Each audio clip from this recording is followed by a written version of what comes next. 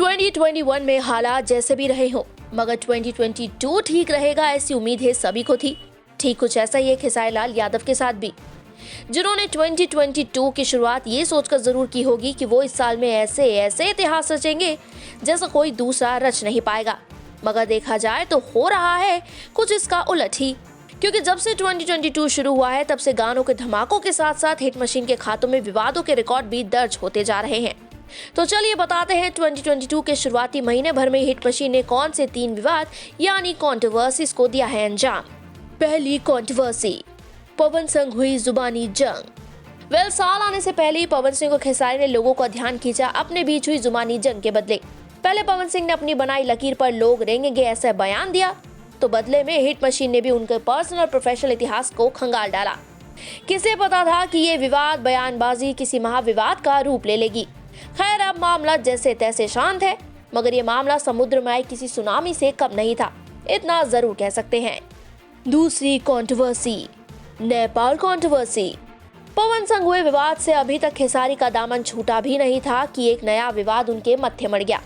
ये था नेपाल विवाद। दरअसल खेसारी के नेपाल में शो करने को लेकर एक बहुत बड़ा बखेड़ा हुआ, जिसमें नुकसान खुद खेसारी का भी बहुत ज्यादा हुआ। करोड़ों रुपए जलकर खाक हो गए।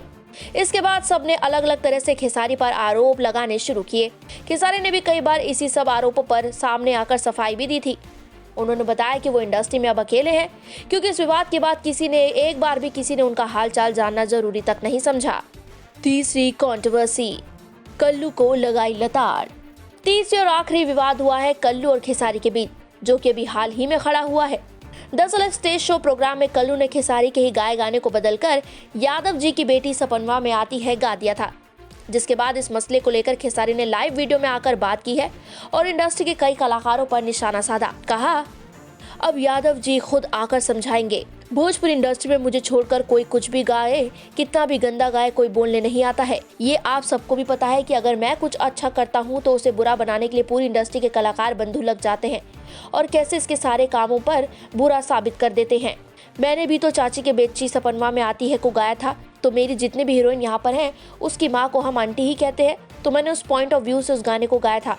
आंटी का मतलब चाची होता है, लेकिन जब आप सबको बुरा लगा तो मैंने गाने को प्राइवेट कर दिया।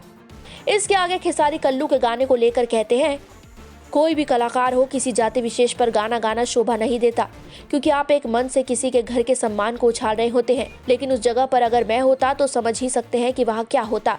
बहुत सारे लोग खेसारी को उखाड़ने के चक्कर में पड़ जाते। अभी कोई नहीं आएगा मुझे पता है, क्योंकि यादव जी की बेटी सपनवा में आती है जिसने भी गाया है। ठीक है भाई, मैं नहीं एक कलाकार हूँ, अपने मुंह से तो कुछ बोल नहीं सकता, पर इसका इंसाफ यादव जी लोग तो जरूर करेंगे।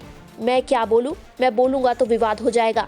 लोग टारगेट करके मुझे ही बोला जाता है, ऑफिशियली मुझे ही टारगेट किया जाता है, हर चीज़ मुझे देखकर की जाती है।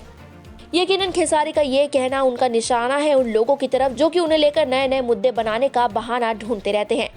पूर्वांचल लाइव की ऐसी ही लेटेस्ट और चटपटी अपडेट्स और गॉसिप के लिए बने रहिए अपने फेवरेट चैनल पूर्वांचल लाइव के साथ।